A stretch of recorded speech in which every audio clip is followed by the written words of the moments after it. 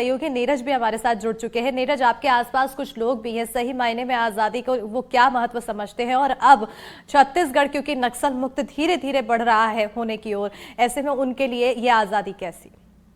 देखिए, कांकेर की बात करें तो कांकेर सहित जो आसपास के इलाके हैं वहां पर फिलहाल नक्सल मूवमेंट बहुत कम नजर आ रहा है, क्योंकि पहले एक समय था कि नक्सलियों की तूती इस इलाके में बोलती थी। कोयलीबेड़ा परतापुर के इलाके में खासतौर पे नक्सल प्रभावित इलाकों में से एक माना जाता था। हालांकि उस इलाके में स्थिति यह है कि अब बेहद ही कम नक्सल मूवमेंट देखा जा रहा है। और ये आपको बता दूं कि जिस तरह से शहीदी सप्ताह होता था नक्सलियों का, जहां पर नक्सली बड़ी वारदात को अंजाम देते थे, उस दौरान ऐसा रहा कि एक भी नक्सली बैनर तक नहीं डाल पाए। ये बड़ी उपलब्धि है पुलिस के लिए और नक्सलियों के लिए खासतौर पर ये डिमोटिवेट करने वाली बात है। उनके जिस तरह से अभियान चल रहे हैं उसमें कहीं ना कहीं नक्सलियों को खासा नुकसान हो रहा है। उसके हमारे साथ कुछ लोग हैं, इनसे बात करते हैं। ये बताइए, आज जो है कल हमने आजादी का पर्व मनाया। कई ऐसे इलाके थे छत्तीसगढ़ के बस्तर के इलाके जहां पर आजादी का जश्न नहीं मना पाते, नक्सलियों की दहशत रहती थी। अब उस इलाके में लोग सुकून से जी रहे हैं, ताजी हवा में स्वतंत्र रूप से सांस ले रहे हैं, तिरंगा फहला रहे हैं। नहीं नहीं, ये बहुत ही खुशी की बात है। इस वर्ष मतलब लगभग सभी जगहों में तिरंगा फहराया गया है। जो नक्सलवाद था वो अब लगभग समाप्ति की ओर है। सरकार का जो ये निर्णय है बहुत ही अच्छा निर्णय है। आम जनमानस में भय का जो वातावरण नक्सलियों ने बना कर रखा था वो अब खत्म होने की कगार पर है। लगातार नक्सली जो है वो खत्म होते जा रहे हैं। ये आम व्यक्ति के लिए बहुत खुशी की बात है। ये 2 सालों में कितना परिवर्तन देखते हैं आप नक्सल मामले को लेकर? जब से सरकार बनी है लगातार कार्रवाई हो रही है, लगातार अंदरूनी इलाकों में फोर्स पहुंच रही है। देखिए, निश्चित रूप से बहुत ही अच्छा अपने जो पुलिस बल है बहुत अच्छा काम कर रहा है। जैसे हमारे कांकेर जिले में भी भानु तक मतलब नक्सली लोग आ चुके थे। अभी वो कोसों दूर जा चुके हैं। नक्सली के जो बड़े बड़े टीम है सब सरेंडर कर रहे हैं कि हम यहाँ ये सब काम अब नहीं कर पाएंगे करके। और बहुत ही अच्छा जो है शासन प्रशासन काम कर रही है। और कुछ दिनों में जो है निश्चित रूप से इन लोगों का पूरा पूर्ण रूप से सफाया हो जाएगा। क्या लगता है कि अंदरूनी इलाकों में अब नक्सलियों की दहशत धीरे धीरे कम हो रही है? हाँ बिल्कुल, जैसे कि जब से सरकार बनी है भाजपा की तब से देखा जा रहा है अंदरूनी इलाकों में विकास हो रहा है। इससे जाहिर सी बात है कि अंदरूनी इलाकों में जो नक्सल भय था वो धीरे धीरे कम हो रहा है। और जो लोग बाहर से भी आते थे वो लोग डरते थे पहले नक्सलवाद के नाम से यहाँ छत्तीसगढ़ में आने के, लेकिन अभी जैसे देखो अंदरूनी इलाके अंदर कितने अंदर चले जाए लेकिन वहाँ भय नहीं है, तो ऑटोमेटिक विकास तो हो ही रहा है। हो ही रहा है। हमारे साथ गौरव जी हैं। गौरव जी से बात करते हैं। आप नक्सल के बारे में बहुत जानते हैं। देखिए, कई ऐसे बस्तर के इलाके थे जहां पर तिरंगा झंडा नहीं फहराया जाता। आजादी का जश्न जो था वो ग्रामीण नक्सलियों के दहशत के कारण नहीं मना पाते थे। फोर्स की जो मूवमेंट उस इलाके में पहुंची है, स्थापना हुई है, क्या देखते हैं कि बस्तर के इलाके में 29 जगहों पर तिरंगा झंडा फहराया गया है? क्या अब बदलाव की ओर है? देखिए, सबसे बड़ी बात यह है कि पिछले डेढ़ डेढ़ साल में जो काम हुए हैं, ये मौका अगर किसी सरकार ने पहले दे दिया होता जवानों को, तो आज ये दिन हमको नहीं देखना पड़ता। बहुत पहले हम ये दिन देख चुके होते कि हमारा जो बस्तर है वो नक्सल से मुक्त हो चुका होता। इस तरीके से पिछले डेढ़ साल से ऑपरेशन चलाए गए हैं, जवानों को फ्री हैंड दिया गया है। यही एक बड़ी वजह है कि उन इलाकों तक जहां आप दिन में जाने को नहीं सोच सकते थे, आज वहाँ रास्ते बन चुके हैं, पुल पुलिया का निर्माण हो गया है। रात को भी ग्रामीण जो है सफर कर रहे हैं। बहुत बेहतरीन काम ये पिछले डेढ़ साल में हुआ है। और यही वजह है कि अब जो ऐसे गांव थे, 20 से 25 ऐसे गांव थे जहां आज तक तिरंगा झंडा नहीं फहराया गया था, अब शान से वहां तिरंगा लहरा रहा है। और बहुत जल्द जो है बस्तर नक्सल मुक्त हो सकता है। जी, नक्सल मुक्त हो सकता है। हमने देखा था कि जब हम लोग ग्राउंड रिपोर्ट के लिए पहुंचे थे तो एक स्कूल था, वहां पर स्कूल के सामने ही स्मारक बना हुआ था। ऐसे लगभग 2 स्मारक वहां पे हमने देखे थे। क्या उस इलाके में दहशत थी? अब जबकि फोर्स उस मोमेंट उस इलाके में घुसने लगी है जहां पर कभी फोर्स घुसती नहीं थी, तो उस इलाके में शांति आई, तो लोग निश्चित रूप से अब विकास वहां पर आ रहे हैं, लोग अब निश्चिंत होकर जी रहे हैं। देखिए, ऐसे कई इलाके थे, हमने कई ऐसी ग्राउंड रिपोर्ट की है जहां पर स्कूल पूरी तरीके से बंद हो गए थे, कई गांव खाली हो गए थे, लेकिन आज वो गांव वापस बस रहे हैं। जो नक्सलियों ने स्मारक बनाकर दहशत फैलाई थी, सारे स्मारकों को पुलिस ने तोड़ दिया है। और बहुत से ऐसे गांव है, महिला गांव है, जहां पर तो वो गांव पूरा गांव खाली हो गया था, लेकिन आज उस गांव में खुशहाली लौट आई है। लोग स्कूल वापस जा स्कूल रहे हैं वापस, बच्चे। जो पखानजूर जाकर बस गए थे वो लोग अपने गांव वापस आ गए, अब अपने खेतों में काम कर रहे हैं।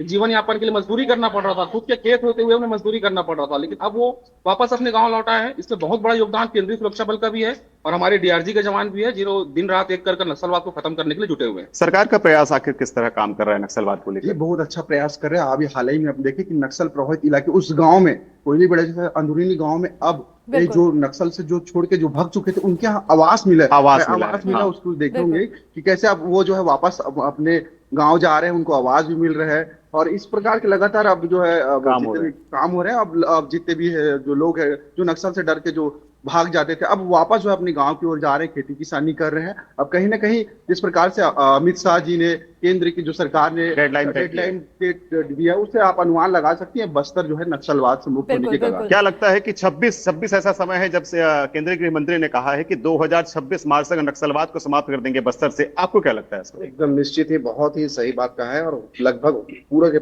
पूरे देश से नक्सलवाद समाप्ति की ओर 2026 में हो जाएगा। देखिए, जिस तरह से लगातार ऑपरेशन चल रहे हैं, उस ऑपरेशन से लोगों को यही लग रहा है कि केंद्रीय गृह मंत्री ने जो डेडलाइन तय की है मार्च 2026 की, जरूर इस पर जो फोर्स के जवान है वो खरे उतर रहे हैं। लगातार मूवमेंट यहाँ, लगातार जो फोर्स है अंदरूनी इलाकों में घुस रही है, माओवादियों से मुठभेड़ हो रही है और बड़ी संख्या में माओवादी मारे जा रहे हैं। छोटे बड़े माओवादियों के साथ साथ कई ऐसे केंद्रीय कमेटी के माओवादी हैं जो कि लगातार इस मुठभेड़ में मारे जा रहे हैं। कई माओवादी अब मुख्य धारा से जुड़ रहे हैं। तो इन्हें यही लगता है कि मार्च 2026 जिस डेडलाइन तय की गई है, निश्चित तौर पर वो डेडलाइन के तहत बस्तर नक्सल बिल्कुल, और 2026 का जो 15 अगस्त मनाया जाएगा वो शायद और भी शानदार होगा, ये भी एक अनुमान लगाया जा सकता है। विकास, आपकी ओर आना चाहूंगी, क्योंकि जैसा कि अभी आप चुनौतियों की बात कहते हुए नजर आ रहे थे और जैसा कि हमने लोगों से बातचीत जब सुनी तो उनका भी कहना है कि सरकार काम कर रही है, सुरक्षा बल अच्छा काम कर रहे हैं, जो प्रयास अपनाए जा रहे हैं वो काफी अच्छे, बेहतरीन बताए जा रहे हैं, सकारात्मक बताए जा रहे हैं। लेकिन एक चुनौती यहां पर यह भी है कि उसको किस तरह से और जल्दी डेवलप किया जाए। दूसरी अहम तस्वीरें जो देखने वाली होती है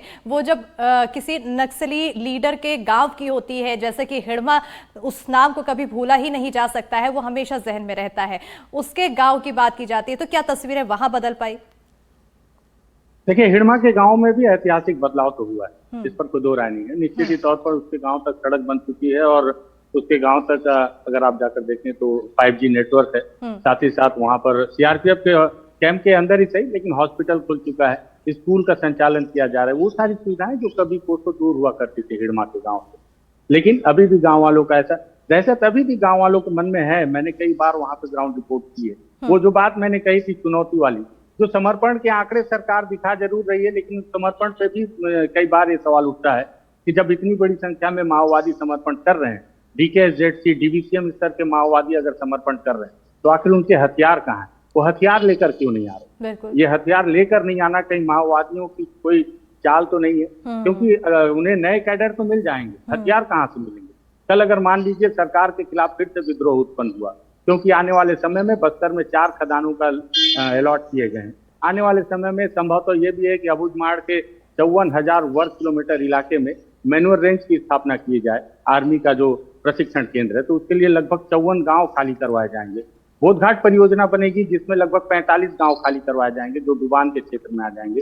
जब विस्थापन होगा तो विस्थापन के साथ हो सकता है विरोध भी हो, और इसी तरह के विरोध का फायदा अधिकतर माओवादी उठाते हैं। इसके पहले भी कोई जल जंगल जमीन की लड़ाई नहीं थी जब माओवादी बस्तर में प्रवेश किए। उन्होंने पटवारी और फॉरेस्टरों के द्वारा जो किए जा रहे अत्याचार के खिलाफ ग्रामीणों को भड़काया और अपने साथ जोड़ने में सफलता बिल्कुल एक स्ट्रैटेजी जो काफी पुराने समय से अपनाई जा रही है, डिवाइड एंड रूल, उसी स्ट्रैटेजी को नक्सलवाद भी अपनाते हुए दिखाई देते हैं। बहरहाल अब इन तमाम चुनौतियों से सरकार कैसे निपटेगी, सुरक्षा बल की टीमें कैसे निपटेगी, ये समय के साथ देखना होगा। लेकिन एक उम्मीद इस बार के 15 अगस्त से ये जताई जा रही है कि साल 2026 का जो 15 अगस्त मनाया जाएगा वो इस बार से काफी ज्यादा बेहतरीन होगा। बहरहाल बहुत शुक्रिया नीरज, तो बहुत शुक्रिया विकास तमाम जानकारी देने के लिए। और देखिए, नक्सलवाद से मुक्ति को लेकर हमने कुछ नक्सल प्रभावित इलाकों के लोगों से बातचीत की। आइए सुनते हैं इस पर उनका क्या कुछ कहना है। 15 अगस्त को प्रधानमंत्री नरेंद्र मोदी ने लाल किले की प्राचीर से एक बात का जिक्र किया, जिसमें बस्तर का जिक्र था, जिसमें उन्होंने कहा कि बस्तर अब बदल रहा है, रेड कॉरिडोर से ग्रीन कॉरिडोर की तरफ बदल रहा है, मतलब कि नक्सल मुक्त हो रहा है। नक्सल मुक्त को लेकर बस्तर के लोग क्या सोचते हैं और जो आम आदमी है उनकी क्या राय है, उस पर भी बातचीत करते हैं। भैया, क्या नाम है आपका? नरेश वानखेड़े। नरेश जी, ये बताएं कि कल नरेंद्र मोदी जी ने कहा है कि बस्तर नक्सल मुक्त हो रहा है, तो क्या लगता है आपको कि नक्सल मुक्त हो रहा है? क्या बदलाव आ रहा है? क्या कुछ भी बदलाव नहीं आ रहा है, ना कुछ वातावरण में कुछ नहीं आ रहा है। जो जैसा चल रहा है वैसे ही चल रहा है। क्यों माओवादी मारे तो जा रहे हैं? हाँ, मारे जा रहे हैं, आम आदमी मारे जा रहे हैं इसमें, और हमारे मोदी जी को ध्यान ही नहीं दे रहे हैं इधर बस्तर के लिए कि हमारे बस्तर को अच्छे से ध्यान देंगे तो हमारे बस्तर के लोग अच्छे से रहेंगे। कुछ बदलाव नहीं दिख रहा है? कुछ बदलाव नहीं। रोज सुनते नहीं हो कि नक्सली मारे जा रहे हैं? रोज नक्सली मर रहे हैं, इधर मर रहे हैं, इधर कांड हो रहा है। पहले ऐसा कुछ नहीं होता रहा, और अभी देखा जाए तो बहुत कुछ हो रहा है। बहुत तो अच्छा हो रहा है कि नहीं हो रहा है? अच्छा हो क्या बोलेंगे, जहाँ तक बुरा ही हो रहा है सर जी। ऐसा? मारा जाना भी बुरा हो रहा है। ठीक है दादा, आपका क्या नाम है? यस रमेश। आप सुने हो कि माओवादी मारे जा रहे हैं? नरेंद्र मोदी कल बोले, उसको सुने कि नहीं? बस्तर को लेकर? मैं नहीं सुना हूँ। मैं इतनी जानता हूँ कि नक्सली भी कम हो सके तो अच्छा है, लेकिन वो नक्सली की वजह से आम जनता भी खत्म हो रहे हैं। आम जनता भी खत्म हो रहे हैं? हाँ, कैसे? मतलब पब्लिक भी उनकी वजह से लिपट में आ रहे हैं। अच्छा, माओवादियों की वजह से? हाँ जी। तो कम खत्म होने से ठीक है? खत्म होने से अब जनता भी बच जाएगा, जनता थोड़ा भी बच जाएगा, हाँ, माओवादी मरने खत्म से बच जाए थोड़ा। ठीक है। आपका क्या नाम है? पीयूष कुमार। क्या करते हैं पीयूष जी? मेरा हार्वेस्टर है भैया 2। अच्छा, हाँ। तो कितना आप कुछ समझते हैं कि बस्तर में माओवादी हैं या कम हो रहे हमारा हैं? तो दोस्त है भैया पुलिस में, हाँ। तो वो भी बताता है कि यहाँ पकड़े हैं वैसा करके, तो कम तो हो रहा है। बाकी रोड बड़ा पिटा हुआ है, रोड बड़ा खराब है। मेरे मोहल्ले का रोड बड़ा खराब हो रखा है। हाँ। उसको कंप्लेन डालते हैं लेकिन कुछ होता नहीं है। घर में पानी घुसता है बहुत। मतलब उस पे सड़क पे काम नहीं हो सड़क पे बिल्कुल काम नहीं हो रहा। लेकिन माओवादी कम हो रहा है? वो तो हो रहा है। हम तो कभी एनकाउंटर किए नहीं कभी ऐसा नक्सलाइट से एनकाउंटर करता है। वही तो हमको तो ऐसा कभी कोई प्रॉब्लम फेस किए नहीं है। लेकिन सुनते हो ना, बाकी सुनाई में आते रहता है, न्यूज में आते रहता है कि यहाँ पकड़े गए हैं करके। अब कितना सच है वो तो वही जानेंगे। ठीक है। आपका क्या नाम भैया? अमन। अमन जी। क्या करते हैं अमन? मैं बैंक में SBI बैंक में जी। तो अमन ये बताएं कि आप कितना सुने हैं माओवादियों के बारे में और क्या सुने हैं बस्तर के बारे में, क्या समझ में आता है? मेन अच्छी बात है, कम हो रहा है, मारे भी जा रहे हैं। क्या है कि देश का विकास के लिए ज़रूरी है। जो गांव-गांव में है लोग बन, उनके लिए तरक्की के लिए, इसके लिए अच्छी बात है।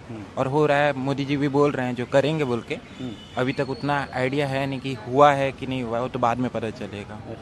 तो इस वजह से। लेकिन कम हो रहा है ऐसा सुन रहे हैं? हाँ, सुन रहे हैं, अच्छी बात है वो। और क्या बदलाव आना चाहिए बस्तर में आपके हिसाब से? बस बस्तर का तरक्की सब चाहते हैं। जो गांव-गांव में बच्चे हैं उनका पढ़ाई लिखाई विकास जरूरी है बस। तो अगर उससे कम होने से अगर तरक्की होता है तो अच्छी बात है।